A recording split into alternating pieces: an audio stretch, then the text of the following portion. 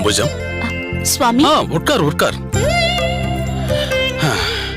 அம்புஜம், என்ன ஏதோ மும்முரமாக வேலை நடந்து கொண்டிருப்பது போல் தெரிகிறதே.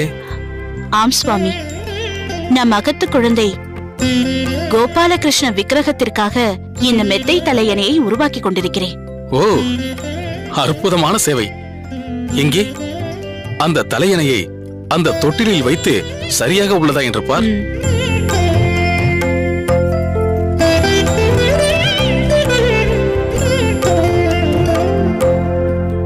ஆஹா, மிகவும் அருமையாகவும் கன கச்சிதமாகவும் வடிவமைத்திருக்கிறாய். நீ செய்த சேவையால் இந்த பாலகிருஷ்ணன் நிச்சயம் அகம் குளிர்ந்திருப்பான். தங்கள் வாக்கை கேட்டதும் எனக்கு பெரும் உகப்பாக இருக்கிறது சுவாமி. அம்புஜம், உன்னை நினைத்து நான் மிகவும் பெருமைப்படுகிறேன். நமக்கு இதுநாள் வரை புத்திர பாக்கியம் இல்லை என்பது என்னவோ உண்மைதான். உன்னை சமாதானப்படுத்த அந்த பகவானையே நம் குழந்தையாக பாவித்து வாழ்வதையே எம்பெருமான் விரும்புகிறான் போலும். ஆகவே கண்ணனை நம் குழந்தையாய் மானசீகமாக எண்ணிக்கொள் என்று அன்று உன்னிடம் சொன்னேன். அதை நீ ஏற்றுக்கொண்டு மிகவும் சிரத்தையாய் அவ்வாக்கை மனதில் நிறுத்தி மிகப்பெரிய மனவியாகுலத்திலிருந்து நீ வெளியே வந்திருக்கிறாய். அதன் வெளிப்பாடாக அந்த கண்ணனை குழந்தையாக பாவித்து இந்த மெத்தையை வெகு நேர்த்தியாக தயாரித்திருக்கிறாய். நிச்சயம் உன்னை பாராட்டி ஆக வேண்டும். என்னை சமாதானப்படுத்த தாங்கள் சில வார்த்தைகளை அன்று சொன்னாலும் எனக்கு அதுவே வேத வாக்காக தோன்றியது. அதை மனதில் கொண்டு வாத்சல்ய பாவத்தோடு பாலகிருஷ்ணனுக்கு சேவை செய்யும் போது ஒரு இனம் புரியாத ஈர்ப்பு எனக்கு ஏற்படுகிறது சுவாமி. நம் அகத்து கண்ணனுக்கு என்று ஏதாவது செய்து கொண்டு இருக்க வேண்டும் என்ற ஆவல் மேம்பட்டு எழுகிறது. உன் மனோபாவம் மிகவும் உத்தமமானது, ஆனால் அரிதானது. ஒரு விதத்தில் இது போன்ற பாவனை மிக சரியானது என்றே சொல்வேன். அம்புஜம், ஒருவேளை உண்மையாவே நமக்கு ஒரு குழந்தை இருக்கிறது என்று வைத்துக்கொள். அக்குழந்தை ஒரே விதமான மனப்பாங்கோடு இருப்பது என்பது சாத்தியமல்ல. காலம் ஆக ஆக உன் சொல்படி கேட்காத குழந்தை உன் மனதிற்கு மாறாக நடக்கும் சூழ்நிலை ஏற்படலாம். இன்னும் சொல்ல போனால் வளர்ந்த குழந்தையானது தான் செய்ததுதான் சரி என்று விவாதிக்க கூட செய்யலாம். அதாவது நீ பார்த்து வளர்த்த குழந்தை உன் விருப்பப்படியே இருக்கும் என்று சொல்வது மிக கடினம். ஆனால் இந்த விக்கிரக கண்ணனோ என்றும் நீ இட்ட வழக்காக உன் விருப்பத்திற்கெல்லாம் ஆட்பட்டவனாக, உன்னை என்றும் மகிழ்ச்சியாக வைத்திருப்பவனாக சேவை சாதித்துக் கொண்டிருப்பான். அது இன்றைக்கோ நாளைக்கோ மட்டுமல்ல, நம் கால பரியந்தம் வரைக்கும் நடக்கும்.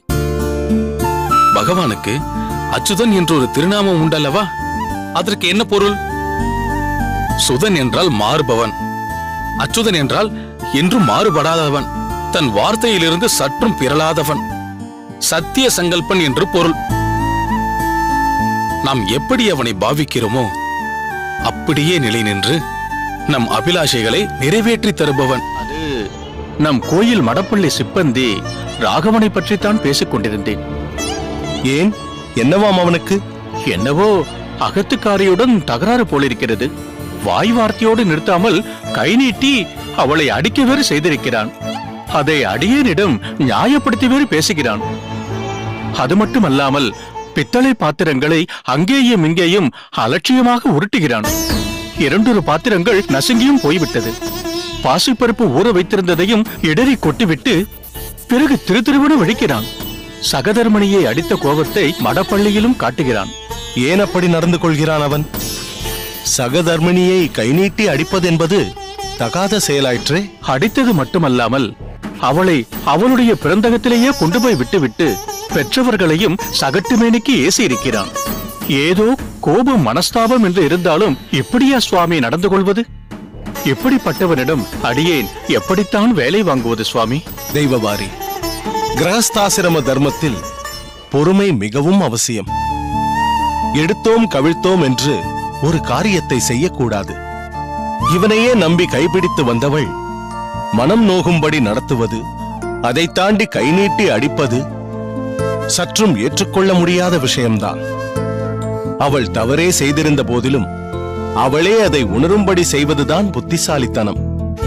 தன் அகத்து விவகாரம் பல பேர் விவாதிக்கும்படி செய்வது முட்டாள்தனம் அல்லவா? அனுமானங்களை விடுத்து ஒருவருக்கொருவர் மனம் விட்டு வாய் விட்டு பேசினாலேயே பல விஷயங்கள் விவகாரம் இல்லாமல் தப்பிக்கும். நீ அதற்காக வருத்தப்பட்டு ஏதேதோ வார்த்தைகளை விடாதே தெய்வவாரி. பெருமாள் சேவையில் இருக்கிறாய். அதுவும் அவர் அருகில் நின்று சேவை செய்யும் பேரு எத்தனை பேருக்கு கிடைக்கும்? போன ஜென்ம சுக்ருதம், அதை என்றும் மறவாதே. நிச்சயம் சுவாமி. ஏதோ அவசரத்தில் அந்த ராகவனை மனதில் நினைத்து ஒரு சில வார்த்தைகளை வாய் வார்த்தையாக பேசிவிட்டேன். மற்றபடி அடியேனின் மனதில் ஒன்றுமில்லை. நல்லது. 4 வார்த்தை நல்ல விதமாக அந்த ராகவனிடத்தில் சொல். அவனுடைய அகமுடையாளை சமாதானப்படுத்தி அழைத்து வந்து நல்ல முறையில் குடித்தனம் நடத்தச் சொல்லி அடியேன் சொன்னதாகச் சொல். ஆகட்டும் சுவாமி.